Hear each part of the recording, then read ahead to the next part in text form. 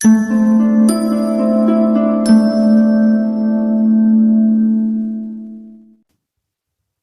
वालेकुम। Lawyers advice YouTube channel पर खुशामदीद। आज की वीडियो में हम बात करने वाले हैं दीवानी मुकदमात यानी कि सिविल केसेस के बारे में। सिविल केसेस क्या होते हैं, किस तरीके से होते हैं, इनकी कौन कौन सी स्टेजेस होती हैं और सिविल कोर्ट्स का प्रोसीजर क्या होता है, किस प्रोसीजर के तहत वो दीवानी मुकदमात को सुनती हैं।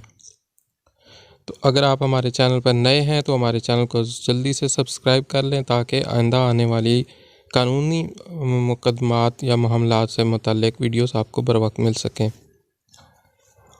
दीवानी मुकदमात की जो इब्तिदा होती है, जो शुरुआत होती है, सबसे पहले जिस बंदे के साथ कोई ज़्यादती हुई हो या जिसे अपना सिविल राइट लेना हो तो वो अपना मुकदमा जो है वो सिविल कोर्ट में दायर करता है।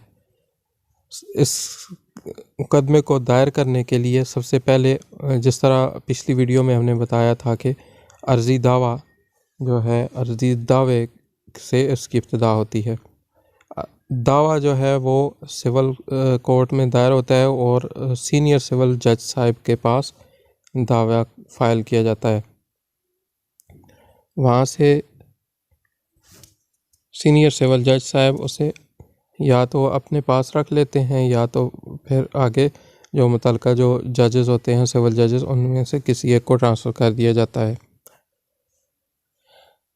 जब ये मुतल्लिका अदालत में पहुंच जाता है तो वहाँ से एक समन तैयार होता है, जो नोटिस जिसे नोटिस कहते हैं, समन कहते हैं, और वो जो नोटिस होता है या समन जाता है दूसरी पार्टी के पास यानी कि डिफेंडेंट के पास।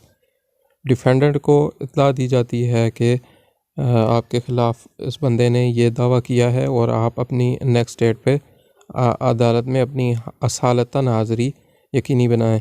असालतन का मतलब होता है कि बज़ात ख़ुद उस बंदे ने अदालत में पेश होना होता है।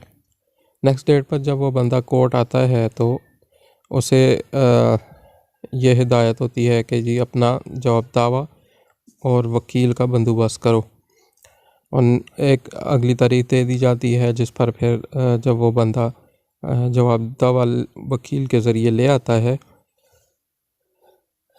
तो उसके बाद अदालत अगली तारीख देती है जिस पर दोनों फ़रीक़ैन को एक फ़ार्म दिया जाता है, फ़ार्म ई जिसे कहते हैं। ये अभी नई अमेंडमेंट्स आई हैं सिविल प्रोसीजर कोड में, तो उसमें एक फ़ार्म परफॉर्मा सा होता है जिसमें आपने जो जिन डॉक्यूमेंट्स वगैरह पे जो एविडेंस आपने जिस पे आपने रिलाई करना है तो वो आपने उसकी डिटेल्स लिखनी होती हैं कि जी ये फ़लाँ पर्पज़ के लिए हम कोर्ट में जमा करवाएंगे ये वाली डॉक्यूमेंट्स। तो उसके साथ ही ये जो डॉक्यूमेंट होता है परफॉर्मा ई, उसके साथ दो और होते हैं फ़ार्म, वो परफॉर्म में दिए जाते हैं दोनों पार्टीज़ को। तो जैसे फ़ार्म F1 और F2 होता है, एक डिफेंडेंट को दिया जाता है जबकि एक मुद्दई को, जिसमें उन्होंने अपने जो गवाहान हैं उनकी डिटेल्स वगैरह लिखनी होती हैं। तो ये परफॉर्मे जब अदालत में जमा हो जाते हैं तो उसके बाद फिर नेक्स्ट डेट जो दी जाती है तो उस पर अदालत आर्डर करती है कि जी आपने अपने जो मुतल्लिका गवाहान हैं वो पेश करने हैं। ठीक है, तो जो मुतल्लिका गवाह होते हैं मुद्दई के, तो सबसे पहले ऑफिशियल विटनेस जो होते हैं यानी कि सरकारी गवाहान वो कोर्ट लाए जाते हैं और उनका जो ख़र्चा होता है वो पार्टी के ज़िम्मे होता है, यानी कि मुद्दई उनका ख़र्चा कोर्ट में जमा करवाता है जो कि उन्हें बुलाने और उनके कोर्ट हाज़िरी का उस पे जो एक्सपेंसेस होते हैं वो खर्च होते हैं। उसके बाद जब वो सरकारी गवाहान आ जाते हैं तो उनका बयान कोर्ट में रिकॉर्ड होता है, शहादत होती है, यानी कि उसे कानूनी ज़बान में हम शहादत कहते हैं। तो सरकारी गवाहान की शहादत रिकॉर्ड होती है और उसके बाद ज़बानी गवाहान यानी कि ओरल एविडेंस वो होती है मुद्दई की तरफ से। ओरल एविडेंस से मुराद वो तमाम प्राइवेट गवाह जो होते हैं जो ख़ुद मुद्दई अपनी तरफ से पेश करना चाहता है, उसमें ख़ुद मुद्दई भी शामिल है। तो ये सरकारी गवाहान और ओरल एविडेंस जब हो जाती है मुद्दई की तरफ से, तो फिर उसके बाद उस बारी आती है एविडेंस की डिफेंडेंट की। वो भी इसी तरीके से सबसे पहले अपने जो ऑफिशियल एविडेंस होती है वो गुजारता है और उसके बाद ओरल एविडेंस होती है। इन दोनों तरफ से जो शहादतें होती हैं, शहादत के फ़ौरन बाद उन पे क्रॉस होता है, यानी कि इसकी तरतीब इस तरह से होती है कि सबसे पहले जो गवाह अदालत में आता है तो उसका जो चीफ़ होता है, यानी कि वो अपना बयान रिकॉर्ड करवाता है। जी ये सारी कहानी वो बताता है कि मेरा ये बयान है, मेरे सामने ऐसे हुआ, मैं इस बात का गवाह हूँ। और ये चीफ़ जो हो जाता है तो उसके बाद फिर जो मुखालफ वकील होता है, यानी कि अगर मुद्दई ने अपना गवाह गुजारा है तो जो उसका मुखालिफ होगा डिफेंडेंट, उसका वकील इस पे जरा करता है, उसे क्रॉस कहते हैं।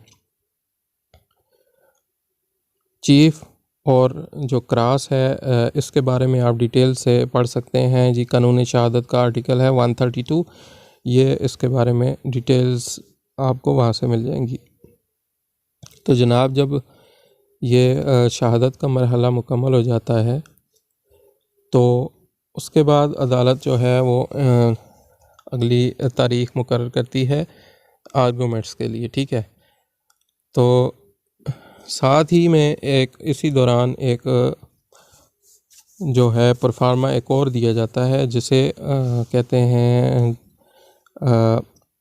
यानी कि उस परफार्मे का मकसद ये होता है कि अगर आपने कोई एप्लीकेशन वगैरह मूव करनी है, इसकी तरतीब कोई नहीं है, ये पहले भी शुरू में भी दे दिया जाता है और बाद में भी हो सकता है।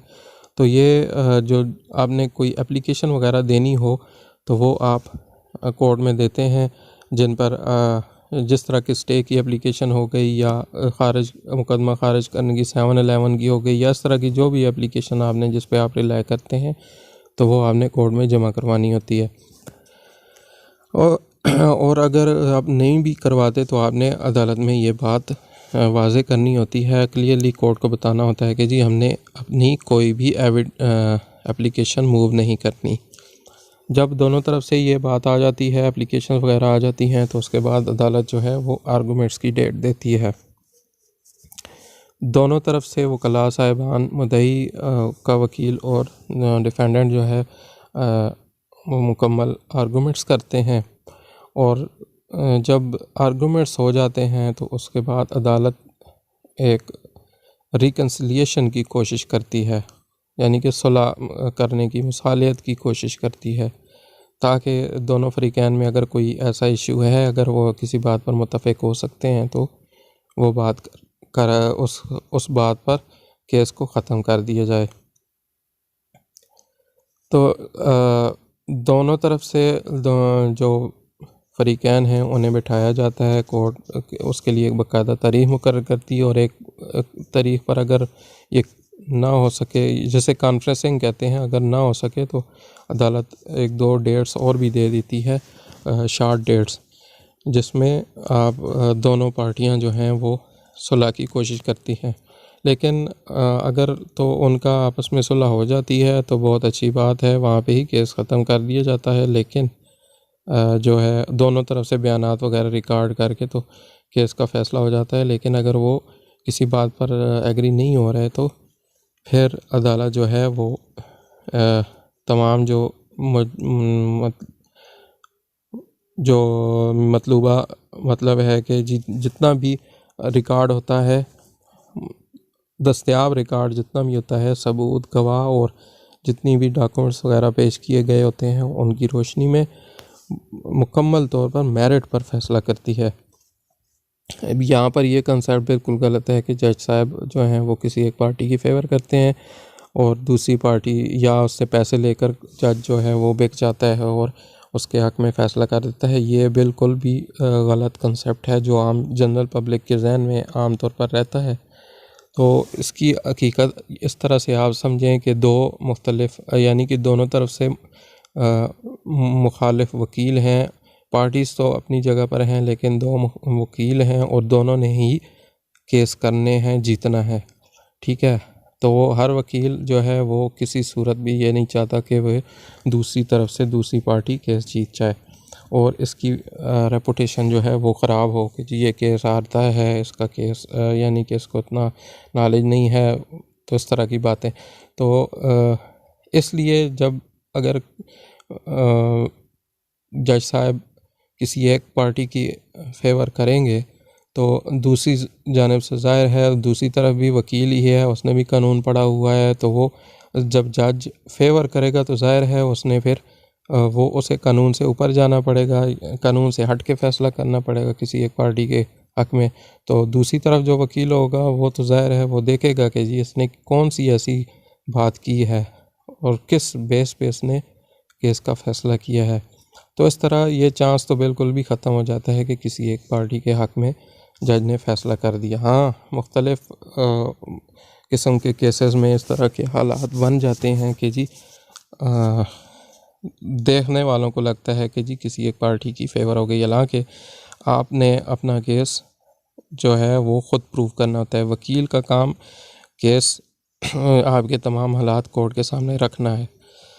आप दोनों तरफ से पार्टीज़ जिस तरीके से केस पेश करेंगी, जिस तरीके से अपनी शहादत वगैरह अपने सबूत लेकर आएंगी, तो उसी को आगे लेकर वकील चलता है।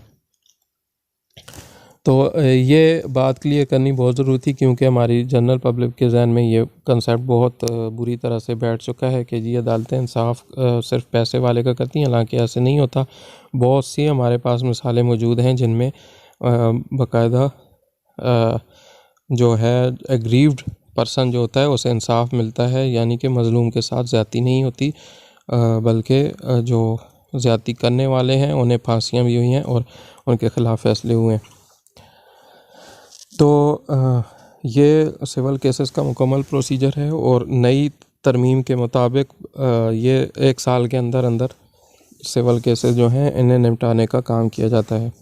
बाकी जो छोटी नेचर के सिंपल केसेस होते हैं, जिस तरह के नादरा में गलती हो, कोई शनाख्ती कार्ड वगैरह का मसला हो या डेट ऑफ बर्थ का मसला हो या नाम डॉक्यूमेंट्स में आपका बोर्ड में या स्कूल में कोई मसला है, तो उस किस्म के मामलात में छोटे केसेस होते हैं, तो ये नॉर्मली 3 से 4 डेट्स में इनका फ़ैसला हो जाता है क्योंकि ये इतने लेंथी आजकल नहीं हैं और इनमें इदारे भी सरकारी इदारे जैसे कि नादरा और जो टेक्निकल बोर्ड्स वगैरह हैं ये भी तावन करते हैं अदालत के साथ और जल्द अज जल्द केसेस जो हैं निपटाने की कोशिश करते हैं।